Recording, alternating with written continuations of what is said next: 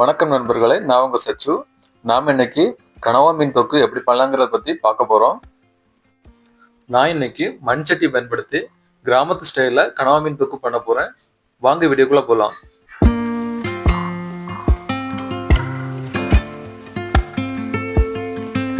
நாம கனவா மீன் தொக்கு செய்ய தேவையான இன்கிரீடியன்ஸ் என்னன்னு பார்க்கலாம். தேவையான பொருட்கள்: கணவாய் மீன், தக்காளி, வெங்காயம், பச்சை மிளகாய், காஷ்மீரி மிளகாய் தூள், மஞ்சள் தூள், மல்லித்தூள், கரம் மசாலா, இஞ்சி பூண்டு விழுது, உப்பு, எண்ணெய், மல்லி இலை. இன்கிரீடியன்ஸ் எடுத்துட்டோம். நெக்ஸ்ட் நம்ம கனவா மீனை கிளீன் பண்ணிக்கலாம். கனவா மீன் கிளீன் பண்றது ரொம்ப ஈஸி. ஃபர்ஸ்ட் தலைப்பகுதியை புடுங்கிக்கலாம். தலைப்பகுதி பிடிச்சி இழுத்தாலே போதும், ஈஸியா வந்துடும். அப்புறம் கனவா மீனோட உடம்பு பகுதியில பிளாஸ்டிக் மாதிரி ஒரு டியூப் இருக்கும், அதை புடுங்கி எடுத்துக்கலாம். இதுவும் லைட்டா பிடிச்சி இழுத்தா போதும், ஈஸியாவே வந்துடும். அடுத்து உடம்பு பகுதியில மேல இருக்கக்கூடிய தோலை ரிமூவ் பண்ணிக்கலாம். இதை கையால தேய்ச்சாலே உறிஞ்சு வந்துடும். நான் இன்னைக்கு கனவா மீன் தொக்கு பண்றதுக்கு 1/2 கிலோ கனவா மீன் எடுத்திருக்கிறேன். ஒசூர் மீன் மார்க்கெட்டுக்கு தூத்துக்குடியில இருந்தா மீன் வரும்னு சொல்லுவாங்க. நான் இன்னைக்கு இந்த கனவா மீன்ல ஒசூர் தான் வாங்கியிருந்தேன். எனக்கு இந்த கனவா மீன்ல பிடிச்ச விஷயம் என்னன்னா, மற்ற மீனை விட இந்த மீன் கழுவுறது ரொம்ப ஈஸியா இருக்கும். பட் என்னன்னு பாத்தீங்கன்னா, இதோட ரேட்டு தான் கொஞ்சம் அதிகமா இருக்கும். அதிகமா இருந்தாலும் டேஸ்ட் அடிச்சுக்க முடியாது. இந்த கனவா மீனும் ஒரு சில பகுதியில கடம்பா மீனும் சொல்லுவாங்க. இது கடல் மீன், பட் இதுக்கு முதுகெலும்பு கிடையாது. இப்ப நான் கனவா மீனோட உடல் பகுதியில இருந்த தோல் எல்லாமே ரிமூவ் பண்ணிட்டேன். தோல் கிளீன் பண்ண அப்புறமா அது உடல் பகுதி உள்ளாடி சில கழிவுகள் இருக்கும், கல் இந்த மாதிரி, அதுவும் நம்ம நீட்டா கிளீன் பண்ணணும். ஒரு விரல உள்ளாடி விட்டு நீட்டா கிளீன் பண்ணிக்கலாம். உள்ளாடி கொழுப்பு அப்புறமா கல் இந்த மாதிரிப்பட்ட ஐட்டங்கள் இருக்கும், நம்ம ரிமூவ் பண்ணிக்கணும் நீட்டா.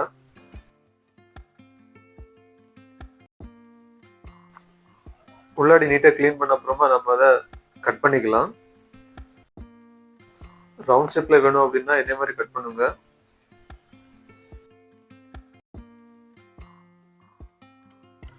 ஒரு சிலருக்கு ரவுண்ட் ஷேப்ல கட் பண்றது பிடிக்கும், ஒரு சிலருக்கு ஸ்கொயர் ஷேப்ல கட் பண்றது பிடிக்கும்.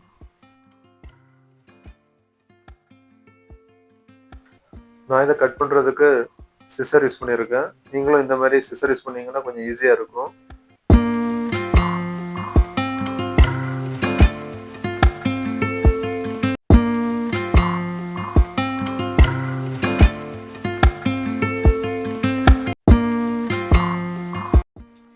கட் பண்ணி முடிச்ச அப்புறமா ஜஸ்ட் நம்ம அதோட தலைப்பகுதியை கிளீன் பண்ணிக்கலாம். தலை கிளீன் பண்றப்போ ஒரு விஷயம் ரொம்ப கவனமா இருக்கணும்.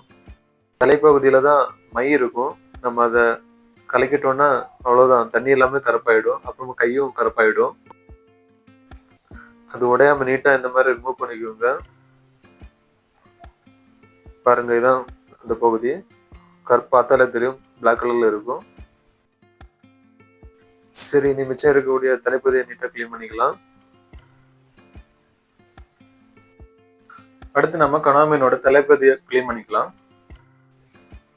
பூ மாதிரி இருக்கக்கூடிய இந்த தலைப்பகுதியில நடுப்பகுதியில ஒரு பல் மாதிரி இருக்கும், அதையும் நாம எடுத்து தூக்கி போட்டுடலாம். பாருங்க, இந்த மாதிரி அழுத்தினாலே போதும், வெளியே வந்துடும் அது. அவ்வளவுதான், தலைப்பகுதியும் கிளீன் பண்ணி முடிஞ்சாச்சு. பட் ஒரு சிலர் தலைப்பகுதி யூஸ் பண்ண மாட்டாங்க, அது அவங்களோட விருப்பம். பட் ஒரு சிலருக்கு தலைப்பகுதி ரொம்பவே பிடிக்கும். ஓகே, இந்த மாதிரி எல்லாமே கிளீன் பண்ணிக்கலாம்.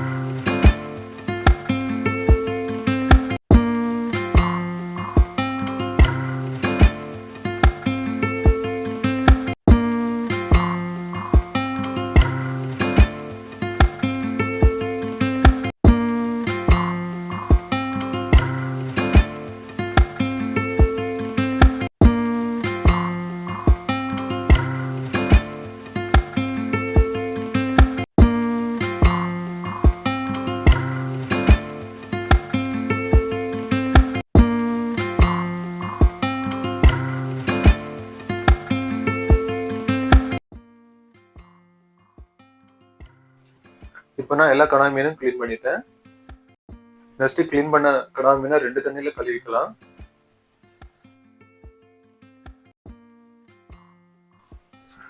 2 தண்ணியில கழுவின அப்புறமா கொஞ்சம் உப்பு, மஞ்சள் போட்டு இன்னொரு வாட்டி கழுவி எடுத்துக்கலாம்.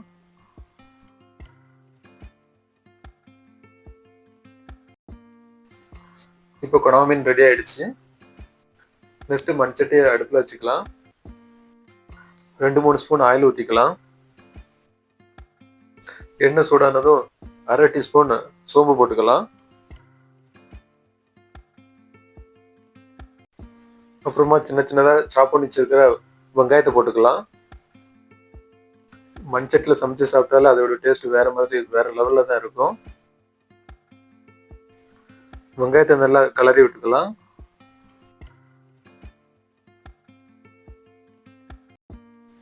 வெங்காயம் கொஞ்சம் வதங்கின அப்புறமா 1/2 டீஸ்பூன் இஞ்சி பூண்டு விழுது போட்டுக்கலாம். அடுத்து நல்லா கலந்து விட்டுக்கலாம்.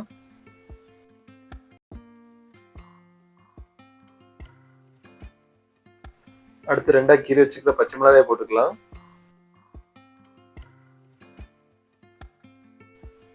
நல்லா கலந்து விட்டுக்கலாம்.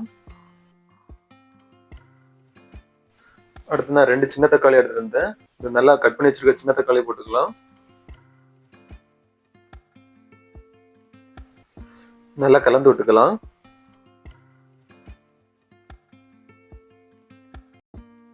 அடுத்து 1.5 டீஸ்பூன் காஷ்மீரி சில்லி பவுடர் போட்டுக்கலாம். கொஞ்சமா மஞ்சத்தூள் போட்டுக்கலாம்.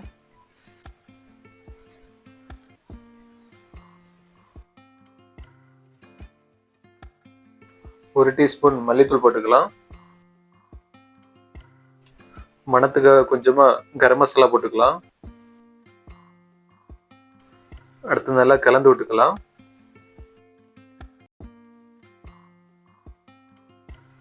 பாருங்க இப்போ ஓரளவு வந்துடுச்சு.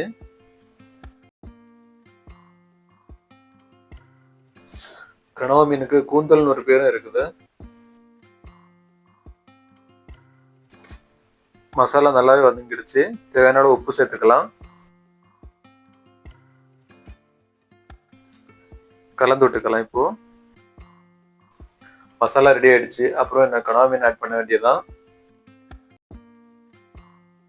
நான் கனவா மீனை மேலோட்டமா அப்படி தூவி விட்டுறேன்.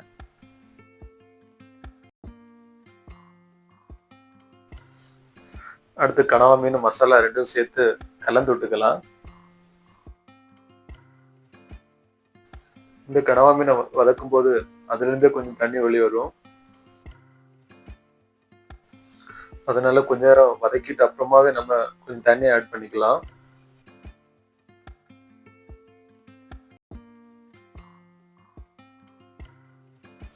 இப்ப கனவா மீன்ல இருக்கக்கூடிய தண்ணி எல்லாமே வெளியே வந்து நல்லாவே வதங்கிடுச்சு.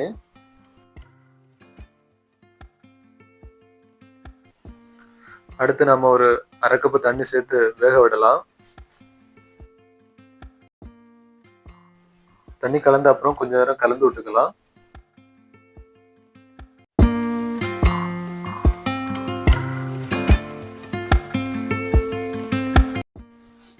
நல்லா மிக்ஸ் ஆன அப்புறமா நம்ம இதை மூடி வச்சுக்கலாம்.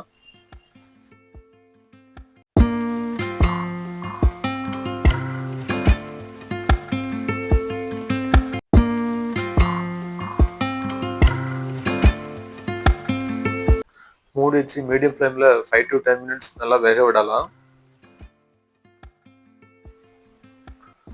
பாருங்க நான் லைட்டா ஓபன் பண்ணி பார்த்தேன். கொதி நல்லாவே வருது. வெந்துட்டு இருக்குது. இப்போ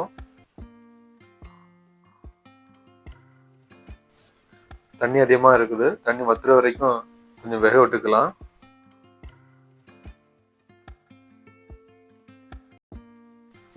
நாம கனவா மீன் தொக்கு பண்றதால தண்ணி ரொம்பவே வத்த விடணும்.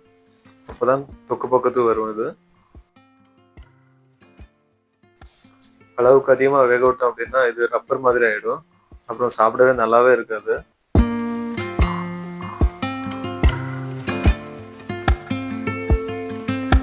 இப்ப பாருங்க தண்ணி ரொம்பவே வத்திடுச்சு. கிரேவியும் நல்லா பக்கமா வந்திருக்குது. இது மேல கொஞ்சமா மல்லித்தலை தூவி விட்டுக்கலாம்.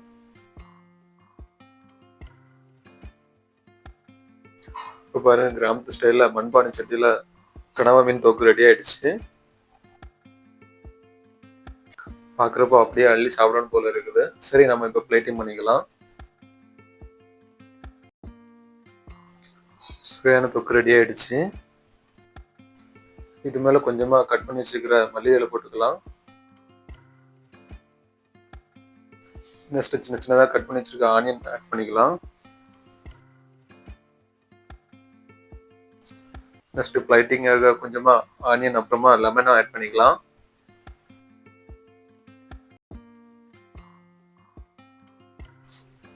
ஒரு துண்டு லெமன் புளிஞ்சு விட்டுக்கலாம்.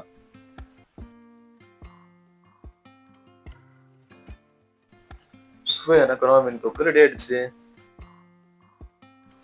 சரி, இப்ப சாப்பிட்டு பார்க்கலாம்.